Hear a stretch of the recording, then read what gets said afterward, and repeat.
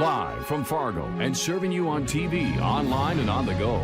This is Valley News Live at noon.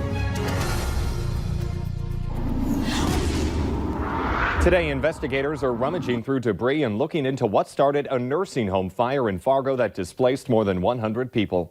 Hi, everyone, and thank you for joining us. I'm Jordan Schreier. We go live now to Valley News Team's crime and safety reporter, Bailey Hurley, who is at the scene with the very latest. Bailey, what do we know? Jordan, just like you said, fire crews are still here. They're trying to figure out what exactly caused yesterday's blaze, as well as how much it's going to cost to repair it. Now, Jordan, as devastating as this fire was yesterday, it's amazing to know there was not a single child or resident inside that building yesterday who was injured in any way. Now, I had talking with several family members who had loved ones inside the building at the time of the fire. One woman says it was her dad inside. He's now been displaced just across town to Bethany, but another woman tells me it was her grandma inside, and she's now been displaced all the way to Mayville for the unforeseeable future. Both of them tell me their thoughts and prayers go out to those affected, especially as most of the residents lost everything inside their rooms, and they're now trying to get adjusted to new places and new people. I've also been talking with parents of kids who were at the daycare center at the time of the fire. And they say they're just so thankful for how fast the teachers worked to get their children out safely and effectively. Many churches tell me that they're trying to figure out daycare places at their churches for the children who are displaced at this time. Elam did take to Facebook earlier today, and they posted a very powerful message saying the classrooms are now filled with ashes and water, but we will persevere. We'll continue to keep you updated on this developing story. For now, reporting live in South Fargo, Bailey Hurley, Valley News Live. All right, and we will have more on this later on air on Valley News Live as well. Taking that live look outside right now at what the current conditions are like, you see south of the metro, the flags are just whipping a little bit in the wind. We've been breezier before this week, but for what we can expect for the rest of our forecast on this Friday and into the weekend, let's head on over to Lisa Green. Yeah, there's a little breeze out there, and we're still stuck with some fog too here in the valley as well. You can kind of make that out in the distance. Usually we can see a lot farther, and we just can't here in the background of those flags. You can see some of those vehicles passing by on I-29 near the Dakota Magic Casino. So again, still dealing with fog. Visibility is not as bad as it was in the valley. We're looking at reports, though, that are still down in that 1 to 2 mile range, and that's in Cooperstown and in Gwinner. So still dealing with the fog with low visibility, but on top of that, there is that threat that some of this is causing slick spots on the roads yet again here today. And it does look like we have some dense fog west of the valley too. If you're planning to travel in that direction, you may be running into that. So looking at your radar and satellite map, you can see that it's pretty gray here. We're looking at mostly cloudy skies.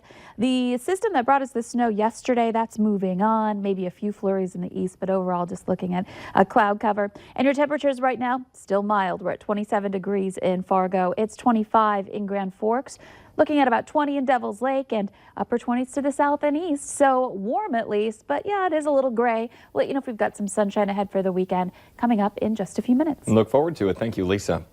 We have new information this afternoon on the flood outlook for this coming spring.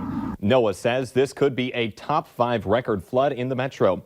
The National Oceanic and Atmospheric Administration says the Red River at Fargo has a 50% chance of getting to 35.9 feet. And here's a reminder about the river levels. 30 feet is considered major flood stage, and at 32 feet, flood walls are installed along 2nd Street downtown. Fear is now growing that the deadly coronavirus could quickly become a worldwide epidemic. Today, the Minnesota Department of Health says it has taken several samples from people in the state who could be infected and sent them to the CDC for testing. At this point, no test returns have been made available. Gadi Schwartz reports from Texas, where other cases are being investigated. This morning, growing concern over the coronavirus spreading to the U.S., this time at Texas A&M University, where a student is being tested for the deadly disease. Fortunately, his symptoms are not severe, and he is doing well. On Wednesday night, that student went to an emergency room in Bryan, Texas. Doctors say he fit the criteria to be tested, having recently traveled from Wuhan, China, where the illness originated. This person had mild upper respiratory symptoms, cough, congestion, that type of thing. Until his test results come back from the CDC, doctors won't know if this is a case of coronavirus or a false alarm. But in the meantime, the student is in isolation at home. And we've been in contact with the patient and continuing to monitor. Authorities believe the student may have attended classes after returning from China, but say there is a low risk to the campus community, and so far many students are not concerned. I'm not worried about it. They're doing their best to keep us safe. If it starts spreading, then I'll be worried about it, but right now, no. While overnight, a student at another university, Tennessee Tech, also being tested for the virus. And in Los Angeles, a passenger arriving at LAX with flu-like symptoms was pulled off of a flight from Mexico City and is now being monitored.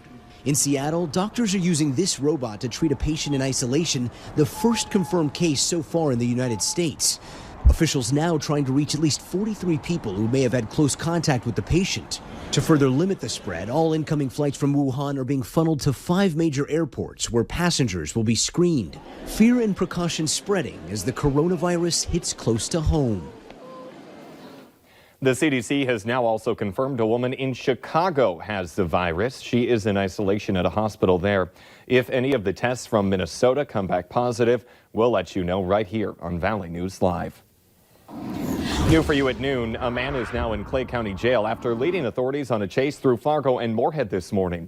Officers tried talking to this guy, 31-year-old Thomas Olson, who gave them a fake name and then drove off. After finding his car, authorities tried to deflate his tires, but he kept driving. He was finally arrested in Moorhead. Olson faces numerous charges, including reckless endangerment, fleeing in a vehicle, and driving under the influence. Let's take a look now at this week's Valley's Most Wanted. Police say 34-year-old Matthew Singleton is wanted for felony theft of property.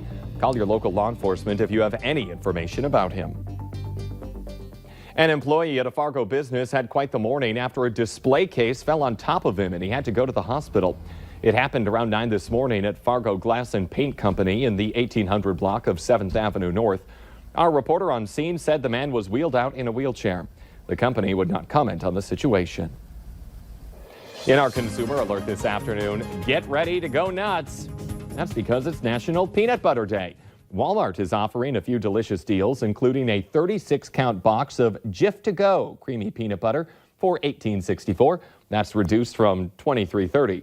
You can also enjoy a 6-pound loaf of old-fashioned peanut butter fudge for $65. That's reduced from $78. Meanwhile, Target is offering reduced prices on Reese's peanut butter cups and a family-sized bag of peanut butter M&Ms.